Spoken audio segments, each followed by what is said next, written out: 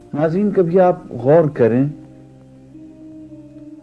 تو ہم خود اس قدر اپنے قریب نہیں ہیں جس قدر اللہ کی ذات ہمارے قریب ہے. ہم شاید اپنا غیر ہوں لیکن وہ اپنا ہے، وہی اپنا ہے. ہم اپنے لیے شاید غیر ہوں، ہماری اپنی خواہشات، تمنائیں، آرزویں، ہمارے غصے، ہماری نفرتیں، کدورتیں،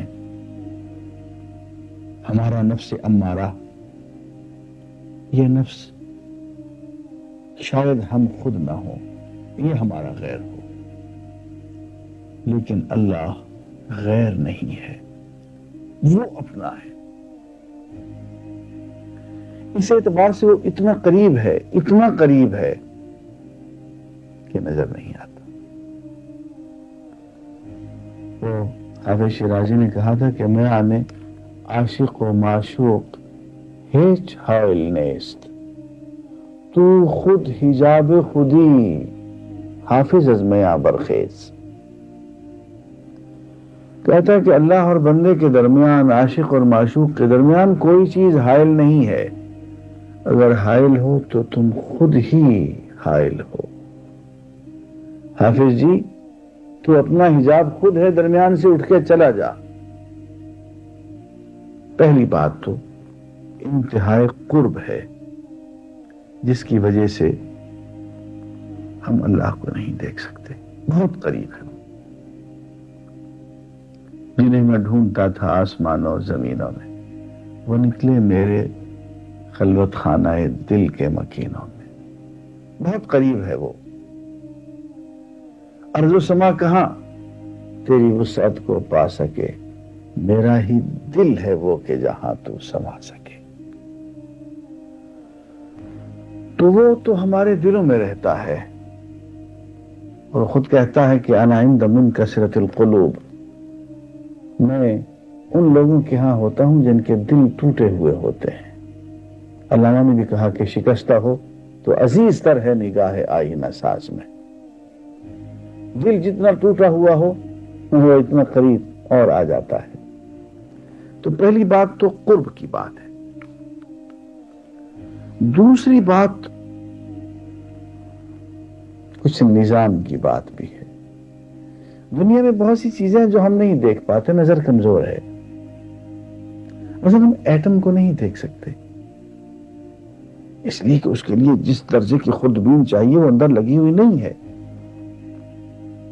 بہت سی چیزیں ہم خودبین کی مدد سے دیکھتے ہیں لیکن ننگی آنکھ سے نہیں دیکھ سکتے. ہم روح کو نہیں دیکھ سکتے، ہم ہوا کو نہیں دیکھ سکتے. ہم درد کو محسوس کرتے ہیں لیکن درد کو دیکھ نہیں سکتے. بہت سی چیزیں جو ہمیں نظر نہیں آتی.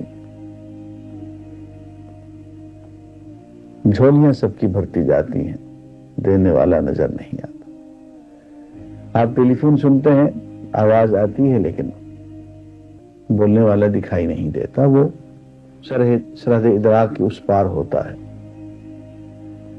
تو ہر چیز کا نظر آنا ضروری نہیں ہوتا. ہاں امید ہے، لیے بیٹھے ہیں، اسی آس پہ بیٹھے ہوئے کہ اس سے ملیں گے، اسے دیکھیں گے،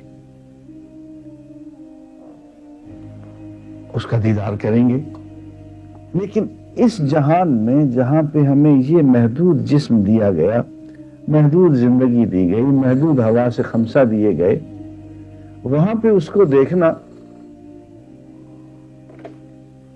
جی ہیلو، السلام علیکم ڈاکٹر صاحب. وعلیکم السلام. میں ابھی آپ کا پروگرام دیکھ رہی تھی. جی جی ایک سوال کرنا ہے آپ جی سے. جی خدا کا تصور دنیا کے تمام مذاہب میں پایا جاتا ہے.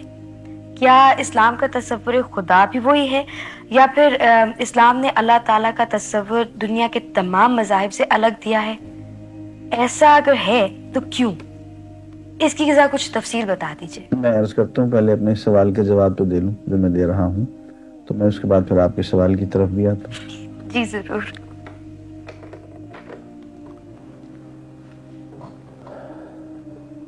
میں یہ عرض کر رہا تھا کہ اس دنیا میں جو نظام ہے ہمارے محدود حواس خمسہ کا، اس میں تو ہم مادی چیزیں نہیں دیکھ سکتے، ہم ایٹم کو نہیں دیکھ سکتے، ایٹم کے اندر چلتے پھرتے ناچتے پھدکتے الیکٹرانز پروٹونز کو نہیں دیکھ سکتے، اللہ کو کیا دیکھیں۔ لیکن ایک بات ہے ضرور کہ وہ نظر آتا ضرور ہے، اس کا دست قدرت مظاہر قدرت میں نمایاں ہو جاتا ہے۔ اس نے کہا کہ بے حجابی یہ کہ ہر ذرے میں جلوہ آشکار، اور اس پہ گھونگھٹ یہ کہ صورت آج تک نادیدہ ہے، تو اس کے دیکھنے میں جلدی نہ کریں۔ مجھے علامہ کی وہ شعر بھی یاد آ رہے ہیں جس میں انہوں نے تصویر اور تصویر گر کا مکالمہ سنایا ہے، اب یہ پورا تو یاد نہیں، کچھ ایسا ہے کہ کہا تصویر نے تصویر گر سے، نمائش ہے تیری میرے ہنر سے، لیکن کس قدر نامنصفی ہے کہ تو پوشیدہ ہو میری نظر سے۔ آگے کچھ ایسا ہے کہ گراں ہے چشم بینا دیدہ ور پر، جہاں بینی سے کیا گزری شرر پر، نظر درد و غم و سوز و تب و تاب، تو اے ناداں قناعت کر خبر پر۔ تو اس دنیا میں تو ہم خبر پہ بھروسہ کریں گے اور دل میں آس لیے لیے اس کی طرف بڑھیں گے۔ منزل تو وہی ہے، ہمارا آخر مقصد محبوب حقیقی تو وہی ہے، جانا تو اسی کی طرف ہے، اس کو تو دیکھنا ہے، زندگی ساری اسی کے ہاں گزارنی ہے جا کے، تو نظر کیوں نہیں آئے گا؟ لیکن ذرا سے انتظار چاہیے۔ سوال جو میرے سامنے آیا ہے وہ کچھ اس طرح کا ہے کہ اسلام نے جو اللہ تعالیٰ کا تصور دیا ہے یہ وہی ہے جو دیگر مذاہب میں ہے، یا اسلام کا تصور دیگر ادیان اور مذاہب کے تصور سے مختلف ہے؟ مختلف ہے تو کتنا، اور اگر وہ وہی کا وہی ہے تو کتنا، اور فرق ہے تو کیوں؟ بات یہ ہے کہ اللہ تعالیٰ کا تصور تمام ادیان میں ایک ہی ہے۔ جتنے بھی دین آئے انبیاء انہیں لے کر آئے، تمام انبیاء کو بھیجنے والے خود اللہ تعالیٰ ہیں، تو تمام انبیاء نے اللہ تعالیٰ کا ایک ہی تصور پیش کیا، اس میں کہیں فرق نہیں ہے۔ اس اعتبار سے جتنے بھی دین آئے وہ ایک ہی ایک دین ہے، حقیقت کبریٰ، ریئلی ریئل وہی ایک ہے۔ لیکن بات یہ ہوئی کہ زمانے کے گزرنے سے کچھ بات بدلتی گئی، بگڑتی گئی، اس لیے خدا کے تصور میں بھی مختلف اقوام کے اندر جب ان کے دین کو آئے ہوئے ایک وقت گزر گیا تو اس میں کچھ تبدیلیاں آ گئیں، لوگوں نے اس کو بدل ڈالا، تحریف کر دیا۔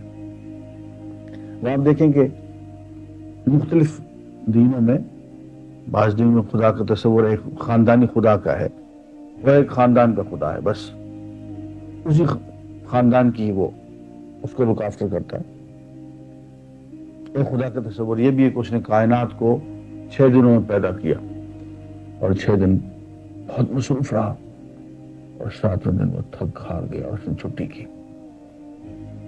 ایک خدا کا تصور ہے کہ وہ تھک ہار جاتا۔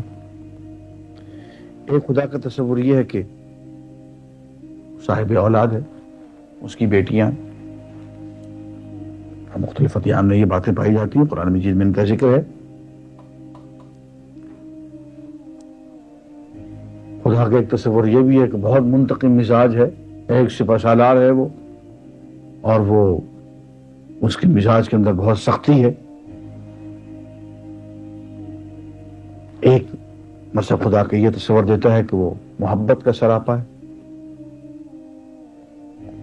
اور اس نے اپنے اختیارات جو ہیں آگے اپنے بیٹے کو دے دیے، یہ بھی خدا کا تصور۔ خدا کا تصور ایک بھی ایک اس کو لاکھوں کروڑوں اوتاروں میں اور بتوں میں ڈھال کے رکھ دیا لوگوں نے. ایک مذہب میں خدا کا تصور جو ہے بندے اور خدا کا تعلق جو ہے وہ باپ اور بیٹے کا بنتا ہے. خدا کو فادر کہا جاتا ہے. ادھر ہندوستان میں آ جائیے تو خدا کا تصور جو ہے ایک خاص مذہب میں بندے اور بیٹے کا خدا اور بندے کا تصور جو ہے وہ خامد اور بیوی کا تصور.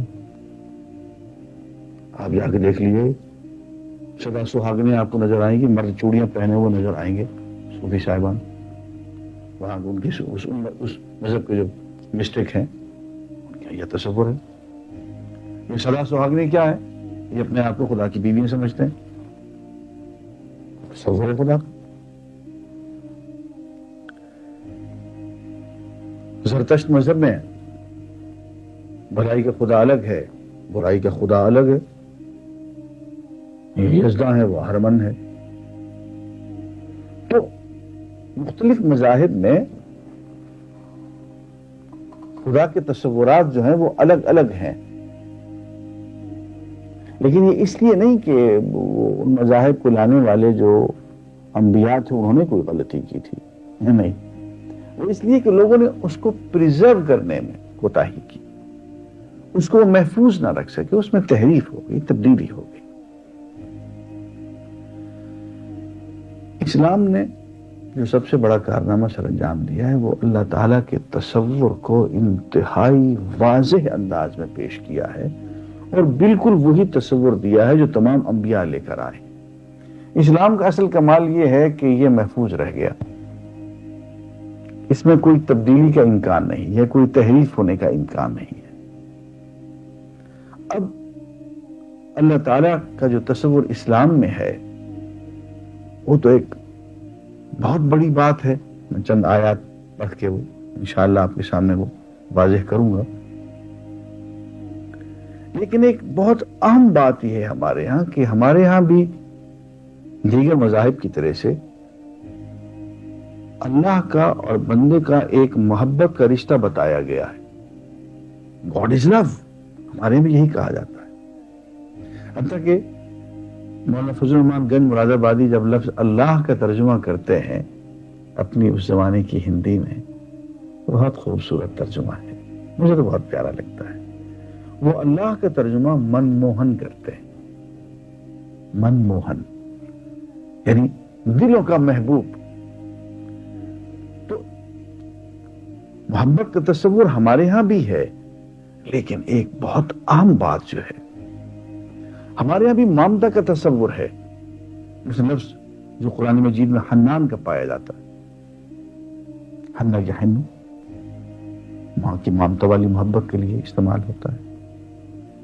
ایسے ہی باپ کے لیے اور الفاظ استعمال ہوتے ہیں. ودود کا لفظ اللہ تعالیٰ کے لیے ودود کا لفظ ہے دوست, پیارا. اور اس قسم کے بہت سے الفاظ ہیں. رعوف کا لفظ ہے, رأفت باپ کی محبت کو کہتے ہیں. لیکن ایک اہم بات یہ ہے کہ اسلام میں جسمانی رشتے کی نسبت سے محبت کا اظہار نہیں کیا گیا. خدا کو کہیں باپ نہیں کہا گیا, خدا کو کہیں اللہ تعالیٰ کو کہیں خامد نہیں کہا گیا. اللہ اور بندے کا رشتہ خامد اور بیوی کا رشتہ نہیں ہے. اللہ اور بندے کا رشتہ باپ اور بیٹے کا رشتہ نہیں ہے. ان رشتوں سے بہت بالا تر, ان رشتوں سے بہت بلند تر ایک رشتہ وہ بھی محبت کا ہے, شفقت کا ہے, مامتا کا ہے. لیکن وہ جسمانی رشتوں کا کہیں ذکر نہیں ہے, ان سے بہت بلند تر قرار دے دیا گیا ہے. ہاں, اب اللہ تعالیٰ کے بارے میں جو تصور ہے وہ اتفاق سے میری یہ کتاب وجود باری تعالیٰ اور توحید موجود ہے. میں نے اکثر پروگرام اسی کتاب میں سے دیے ہیں. اب اس میں قرآن کا تصور خدا جو ہے وہ موجود ہے. اس میں دیکھیے ارشاد ہے اللہ لا الہ الا هو الحی القیوم لا تأخذہ سنۃ ولا نوم. میں عربی پڑھنے کی وجہ سے صرف ترجمہ پڑھتا ہوں. اللہ کے سوا کسی کی بندگی نہیں, وہ تنہا بندگی کے لائق ہے، وہی جیتا ہے اور سب اس کے سہارے جیتے ہیں۔ حی وہ ذات جو زندگی کا مصدر ہو، منبع ہو، اپنے آپ سے خود زندہ ہو، کسی نے اس کو زندگی عطا نہ کی ہو۔ قیوم وہ ذات جو از خود قائم ہو، کسی اور نے اس کو قائم نہ کیا ہو۔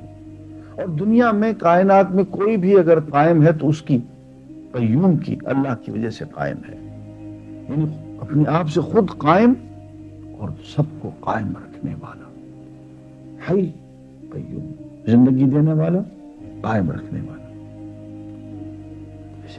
الا لہ الخلق ولہ الامر، دیکھو پیدا بھی اسی نے کیا ہے اور پیدا کرنے کے بعد نظام بھی وہی چلاتا ہے، امر بھی اسی کا چلتا ہے۔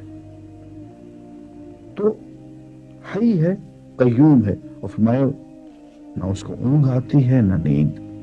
آسمانوں اور زمین میں جو کچھ ہے سب اسی کا ہے۔ کون ایسا ہے جو اس کے سامنے اس کی اجازت کے بغیر سفارش کر سکے؟ جو لوگوں کے روبرو ہے اور جو ان کے پیچھے ہے سب کو جانتا ہے، اور وہ اس کے علم کے حصے کا احاطہ نہیں کر سکتے، ہاں مگر جتنا وہ چاہے، جتنا وہ علم عطا کر دے۔ اس کا تخت آسمانوں کو اور زمینوں کو سمائے ہوئے، ان آسمانوں کو اور زمین کی نگرانی اس کو تھکاتی نہیں ہے، اور وہی اوپر اور بڑا ہے۔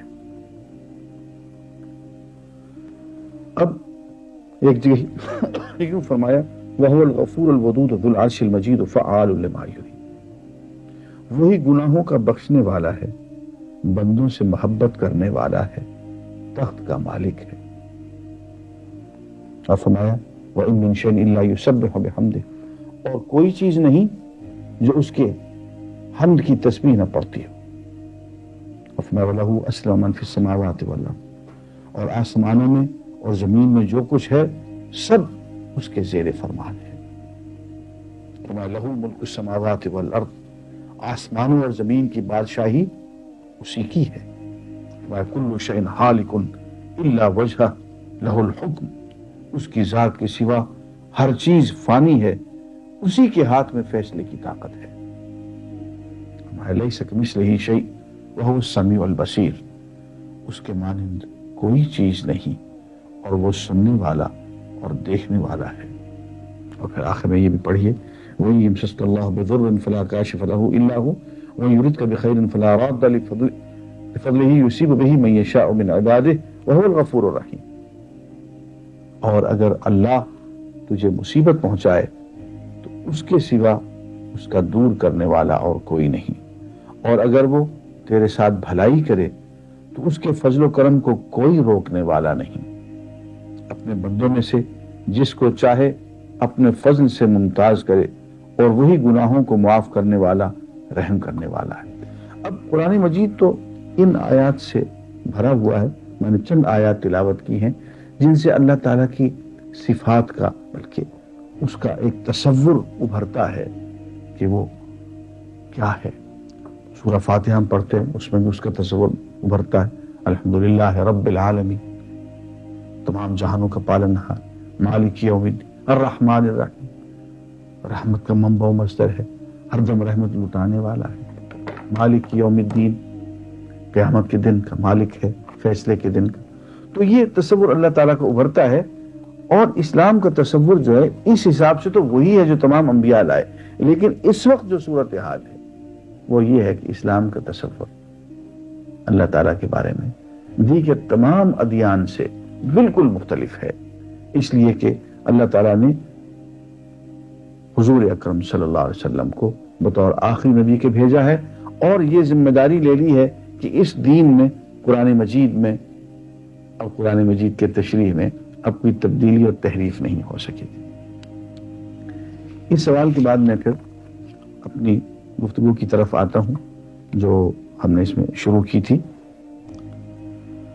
اور وہ ہم کچھ سائنس اور اسلام کے بارے میں گفتگو کر رہے تھے۔